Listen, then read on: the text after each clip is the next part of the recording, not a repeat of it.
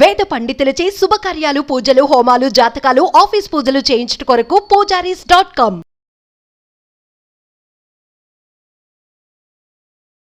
నమస్తే, welcome to Suman TV. నేను మీ యామ్ని. మనకి ఆగస్టు 16 నుంచి 31 వరకు అసలు 12 రాశుల వారికి మంచి చెడు ఏ విధంగా ఉంటుంది, ఎలాంటి పరిహారాలు చేసుకోవాలి, ఈ విషయాలు మనకి తెలియచేయడానికి ప్రస్తుతం మనతో ఉన్నారు ప్రముఖ జ్యోతిష పండితులు బ్రహ్మశ్రీ నందిబట్ల శ్రీహరి శర్మ గారు ఉన్నారు. మరి గురుగారితో మాట్లాడి ఆ విషయాల గురించి అడిగి తెలుసుకుందాం. నమస్కారం గురుగారు. వాగర్థావివ సంపృక్తౌ వాగర్థ ప్రతిపత్తయే జగతః పితరౌ వందే పార్వతీ పరమేశ్వరౌ. సదాశివసమారంభాం శంకరాచార్య మధ్యమాం అస్మదాచార్య పర్యంతం వందే గురు పరంపరాం. ఆదిత్యాయ చ సోమాయ మంగళాయ బుధాయ చ గురుశుక్రశనిభ్యశ్చ రాహవే కేతవే నమః.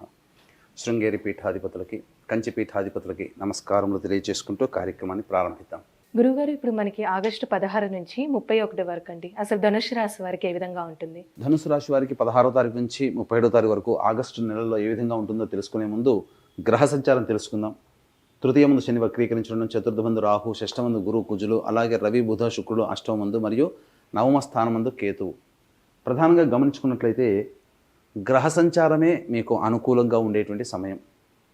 దైవానుగ్రహం అనుకూలంగా లేని కారణం చేత కొన్ని విపత్కర పరిస్థితులు అయితే ప్రధానంగా గమనించుకున్నట్లయితే ధనపరమైనటువంటి సమస్యలు ఈ యొక్క ధనుసు రాశి వారికి తీరుతాయని చెప్పవచ్చు. అయితే మీ మీద మాత్రమే విశ్వాసం పెట్టుకొని మీరు తీసుకునే నిర్ణయాలే అమలు పరుచుకునే ప్రయత్నం చేయండి. ఎదుటి వాళ్ళ యొక్క సలహాలు సూచనలు కనుక తీసుకున్నట్లయితే కొంతవరకు వ్యతిరేక ఫలితాలను పొందే అవకాశం ఉన్నది. కాబట్టి జాగ్రత్తగా మిమ్మల్ని మీరు నమ్ముకొని ముందు కనుక వెళ్ళగలిగినట్లయితే మంచి ఫలితాలు పొందుతారని చెప్పవచ్చు. ఇక ముఖ్యంగా ఎన్నాళ్ళ నుంచో ఎదురు చూస్తున్నటువంటి ఈ యొక్క జటిలమైనటువంటి సమస్యలకి పరిష్కార మార్గం అనగా కోర్టు సమస్యలు కావచ్చు, భూస్థల వివాదాలు కావచ్చు, ఇవన్నీ కూడాను కొంత కొలిక్కి వచ్చేటువంటి అవకాశాలు గోచరమవుతున్నాయి. అలాగే ప్రధానంగా ఉద్యోగంలో పలు మార్పులు చేర్పులు చోటు చేసుకుంటాయని చెప్పవచ్చు. ముఖ్యంగా బదిలీలకు సంబంధించిన ప్రయత్నాలు దైవానుగ్రహం చేతనే మీకు తీరుతాయని చెప్పవచ్చు. అయితే ప్రధానంగా గమనించుకున్నట్లయితే 26వ తారీఖు నుంచి సప్తమ కుజ సంచార ప్రభావం ఈ కారణం చేత మీలో అతి ఆత్మవిశ్వాసం అధికంగా ఉండడము, అలాగే పోరాటాలకి అనగా కయ్యానికి కాలు దువ్వేటువంటి పరిస్థితుల్లో మీకు రావడం, తద్వారా ఇబ్బందికర పరిస్థితులన్నింటినీ కొని తెచ్చుకుంటారు. కాబట్టి జాగ్రత్తలు పాటించండి, సంయమనం పాటించండి. మీ కుటుంబ సభ్యులతో మాట్లాడేటప్పుడు మీ యొక్క వాక్కుని అదుపులో ఉంచుకున్నట్లయితే చాలా మటుకు సమస్యల నుంచి మీరు బయటపడతారని చెప్పవచ్చు. అయితే ఎవరిని నమ్మి మీ యొక్క ధనాన్ని అప్పుగా ఇవ్వడం కానీ, లేకపోతే జామీన్గా అనగా గ్యారంటీదారుగా ఉండడం కానీ చేయకుండా ఉండండి. చాలా సమస్యల నుంచి మీరు బయటపడతారని చెప్పవచ్చు. అయితే ప్రధానంగా ఎఫ్ఎంసీజీ రంగంలో ఉన్నటువంటి వారికి పెట్టుబడుల విస్తరణ అనేటువంటిది చేయకుండా ఉండడమే మంచిది. వ్యాపార విస్తరణకి నూతనంగా పెట్టుబడులు పెట్టకపోవడమే ఈ యొక్క సమయంలో మంచిదని గమనించుకోవాలి. రియల్ ఎస్టేట్ రంగంలో ఉన్నటువంటి వారికి అనుకున్నటువంటి విధంగా ప్రాజెక్టులన్నీ కూడా కంప్లీట్ అవుతాయి. అలాగే నూతన ప్రాజెక్టులు చేపట్టే అవకాశాలకు సంబంధించినటువంటి చర్చలు సఫలీకృతం అవుతాయని చెప్పవచ్చు. ఏది ఏమైనప్పటికీ కూడా ఏతావాత గ్రహ సంచారం బాగున్నా దైవానుగ్రహం లేని కారణం చేత కొన్ని సమస్యలు ఎదుర్కొన్నప్పటికీ స్వయం కృషితో ఆ సమస్యల్ని మీరు అధిగమిస్తారని చెప్పవచ్చు. అయితే ఏ వ్యక్తికైనప్పటికీ కూడా సమస్యలు అనేటువంటివి ప్రధానంగా 75% సమస్యలు ధనముతోనే వస్తాయి. ఆ 75% సమస్యలు ధనముతోనే తీరుతాయి. కాబట్టి ఏ రోజుల్లో మీకు ధన రాబడి అధికంగా ఉంటుంది, ఎప్పుడు ఖర్చులు అధికంగా ఉంటాయి, మానసికమైనటువంటి ప్రశాంతత తగ్గి ఒత్తిడులు ఎప్పుడు ఎక్కువగా ఉంటాయి, ఎటువంటి సమయంలో మీరు నిర్ణయాలు తీసుకోవాలనేటువంటి విషయాల గురించి క్లుప్తంగా తెలియజేసుకుందాం. ఇక 16, 17వ తారీఖులో కనుక గమనించుకున్నట్లయితే ప్రధానంగా మీరు ఎన్నాళ్ళ నుంచో ఎదురు చూస్తున్నటువంటి సమస్యలకి పరిష్కార మార్గానికి వెతుకుతారు.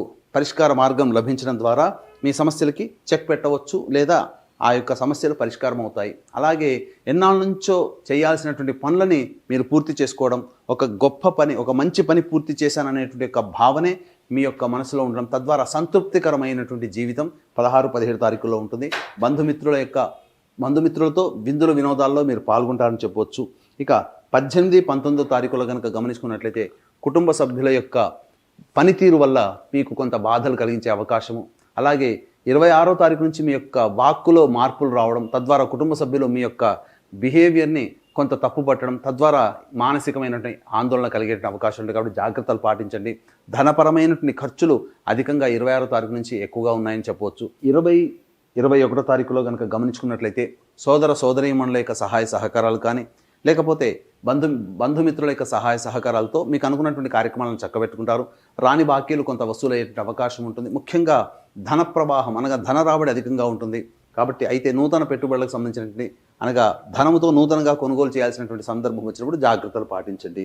ఇక 22, 23, 24, 25 ఈ తారీఖులో కనుక గమనించుకున్నట్లయితే ఖర్చులు అధికంగా ఉంటాయి. గృహపరంగా ఖర్చులు, అలాగే వాహనపరంగా ఖర్చులు కానీ, అలాగే సంబంధించినటువంటి తల్లిగారి ఆరోగ్యం పట్ల జాగ్రత్తలు పాటించాలి. మీ ఆరోగ్యం పట్ల కూడాను ఈ 24, 25 తారీఖులో కనుక జాగ్రత్తలు పాటించినట్లయితే చిన్నపాటి అనారోగ్యం నుంచి బయటపడవచ్చు అని చెప్పవచ్చు. ముఖ్యంగా మనస్సు వృధా కాలయాపన అనగా మనస్సు ఆందోళనగా ఉండడం, ఏ పని కూడాను నిర్ణయం తీసుకోలేకపోవడము, అలాగే వృధా కాలయాపన జరిగే అవకాశం ఉంటుంది. కాబట్టి జాగ్రత్తలు పాటించండి. ఇక 26, 27, 28, 29, 30 విశేషించి శోభాయమానంగా మీకు ఉండేటువంటి పరిస్థితులు అనగా 26వ తారీఖు నుంచి కుజుడు సప్తమ రాశి ప్రభావం సంచారం కారణం చేత మీ యొక్క ఆత్మవిశ్వాసం, దీనికి ఆత్మవిశ్వాసం గల కారణం ఏంటంటే మనం అందుకునే విజయాలే.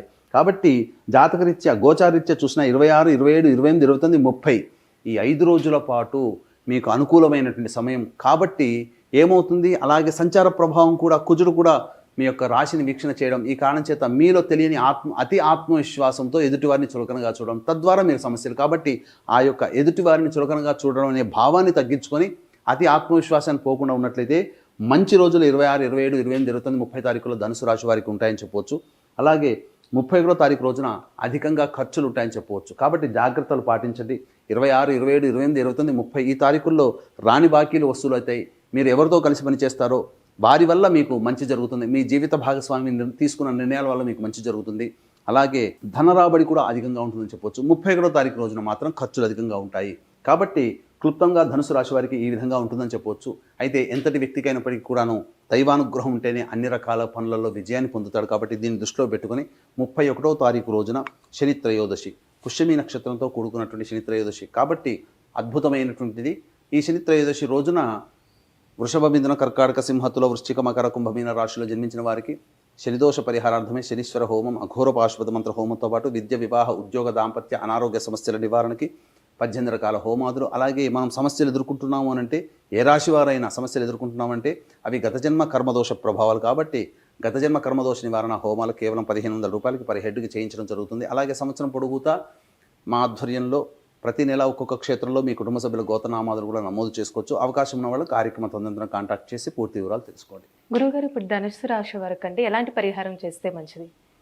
ధనుస్సు రాశి వారికి గమనించుకున్నట్లయితే ప్రతిరోజు దత్తస్తవము, అలాగే సూర్యుడికి నమస్కారము, సూర్యాష్టకం 6 సార్లు పారాయణం చేయడం, ఇవి కనుక ప్రతిరోజు కనుక అలవాటు చేసుకున్నట్లయితే తప్పకుండా ఈ యొక్క ధనుసు రాశి వారికి వచ్చేటువంటి సమస్యలను కూడా పరిష్కరించుకోవచ్చు. అలాగే ఇప్పుడు చెప్పినటువంటి పరిహారాలు కానీ అవి చేసుకున్నందువల్ల మీ సమస్యలు తీరకపోతే అది మీ యొక్క జాతక చక్రంలో ఉన్నటువంటి గ్రహ దశాంతర దశల యొక్క ప్రభావం. కాబట్టి దగ్గరలోని మంచి ఉపాసనా పనులైనటువంటి జ్యోతిష పండితులను సంప్రదించినట్లయితే వారు సూచించేటువంటి సలహాలు, సూచనలు పాటించి ఇంకా మెరుగైన జీవితాన్ని పొందవచ్చని చెప్పవచ్చు.